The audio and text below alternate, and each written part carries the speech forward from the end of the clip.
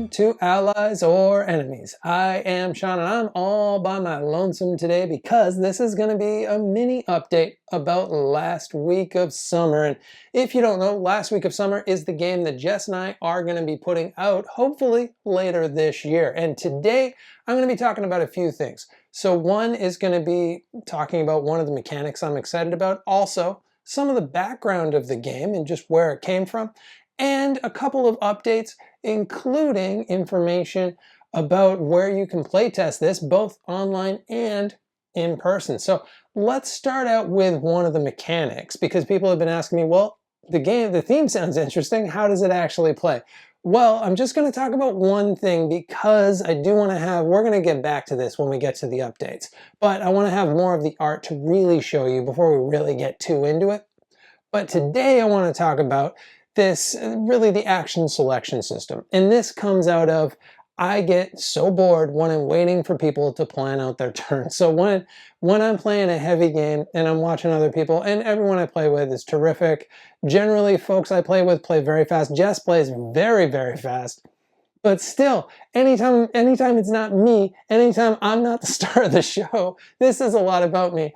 I get bored and I kind of check out. So I wanted to make a game for folks like me who really always want to be part of the action, who don't want that downtime. So in this game, most of the planning happens simultaneously. And what happens is, again, quick reminder, last week of summer is set in 1986. You just finished high school. You got to squeeze as much out of the summer as you can before you got to go off to the real world. And how you're doing this is you're in a very 80s town with very 80s locations.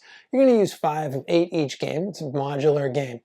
And you're going to have to plan out your days as best you can. So to plan out those days, you got a bunch of cards.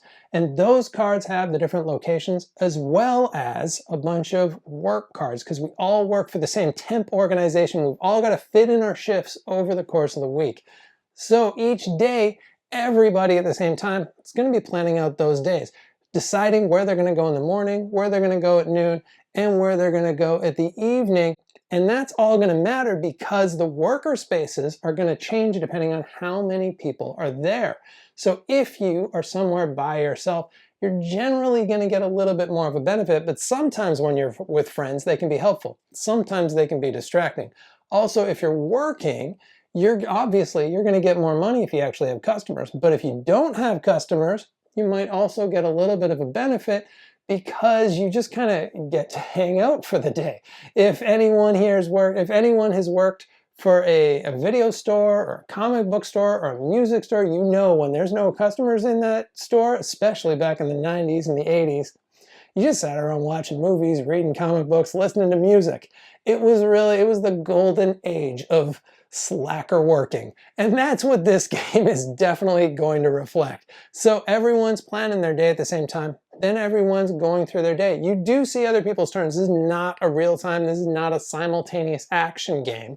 But the planning, the thinky part is all going to be simultaneous. So I hope that, at least for people like me who maybe don't have a lot of patience, just like their games to keep on moving, I hope that this is a system that really works for you. So let's talk a little bit about where this game came from. And some folks said, you know, you don't look like you went to high school in the 80s. Well, I didn't. I went to high school in the 90s, so I probably look about as old as I actually am.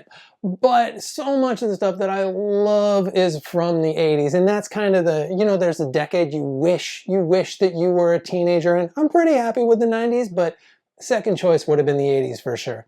And there's just so much great stuff from there, especially John Hughes. John Hughes movies, I know so many of you love those movies, but they're just the best movies. Some Kind of Wonderful, one of my all-time favorite movies. Ferris Bueller, Breakfast Club, Say Anything.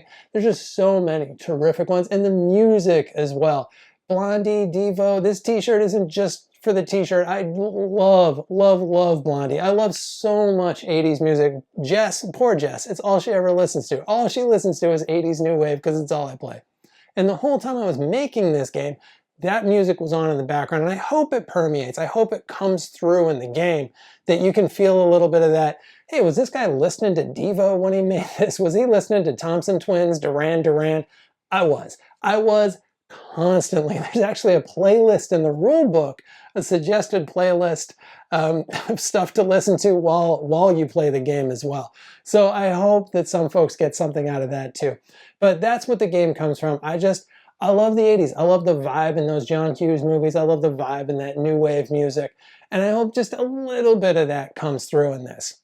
So also, let's just talk about moving forward, the stuff that I'm working on. And one of the big things I've been saying is we don't have the art yet. And I'm bringing in an artist to help bring that to the next level. And also, just to have another set of eyes, to have another brain, to have someone else to bounce stuff back and forth, to make sure everything flows and as usable as we can possibly make it.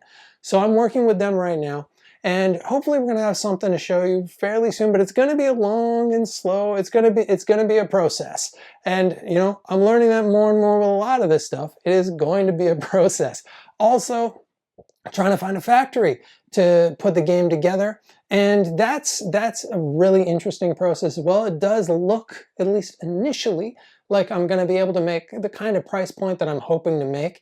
There's a lot of learning in that. And if anyone is interested in that, reach out to me too, because I'm reaching out to everybody else I know who's gone through and who's done Kickstarters and who's successfully fulfilled and successfully sent out to people and mailed to people, and people have actually got those games.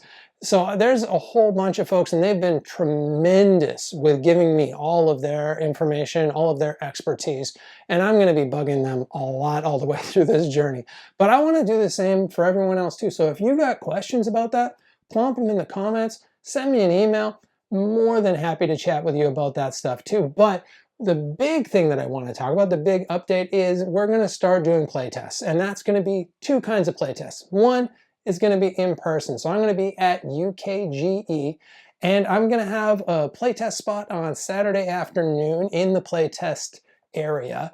But also, if you just want to find me, I am more than happy to play test this with you. I'm going to be there all week. I'm going to be there 100% of the time. Jess and I are going to be walking around.